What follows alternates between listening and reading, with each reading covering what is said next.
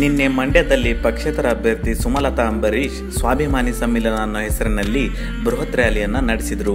ಕಾಳಿಕಾಂಬಾ ದೇವಿಯ ದರ್ಶನವನ್ನ ಪಡೆದು ನಂತರ ದೇವಸ್ಥಾನದಿಂದ ರೋಡ್ ಶೋ ನಡೆಸುವುದರ ಮೂಲಕ ರ್ಯಾಲಿಯನ್ನ ಆರಂಭಿಸಿದ್ರು. ಎಲ್ಲಿ ನೋಡಿದರಲ್ಲಿ ಜನಸಾಗರವೇ ಹರಿದು ಬಂದಿತ್ತು. ನಟರಾದ Doddanna, challenging star Darshan, rocking star Yash, rockline Venkatesh ಮತ್ತು ಮಗನಾದ ಅಭಿಷೇಕ್ ಅಂಬರೀಶ್ ಸುಮಲತಾ ಅವರಿಗೆ ಸಾಥ್ ನೀಡಿದರು. ನಂತರ ಬಹಿರಂಗ ಸಭೆಯಲ್ಲಿ ಮಾತನಾಡಿದ ಯಶ್, ಪ್ರಜಾಪ್ರಭುತ್ವದ ವ್ಯವಸ್ಥೆಯಲ್ಲಿ ಯಾರು ಬೇಕಾದರೂ ಎಲೆಕ್ಷನ್ಗೆ ನಿಲ್ಲಬಹುದು. ನಿಮ್ಮೂರಿನ ಒಂದು ಹೆಣ್ಣು ಮಗಳು ಚುನಾವಣೆಗೆ ನಿಂತ ತಕ್ಷಣ ಏನು ಈ ದ್ವೇಷ, ಏನು ಅವರ ಮಾತು? ಅಂಬರೀಶ್ ಅಣ್ಣ ಇದ್ದಾಗಲೂ ಚುನಾವಣೆಗೆ ಹೋಗಿದ್ದೇವೆ, ಆದ್ರೆ ಈ ರೀತಿ ಕೆಟ್ಟದಾಗಿ ಯಾರು ನಡೆಸಿಕೊಂಡಿಲ್ಲ ನಮ್ಮನ್ನ ಅಂತ ಹೇಳಿದರು.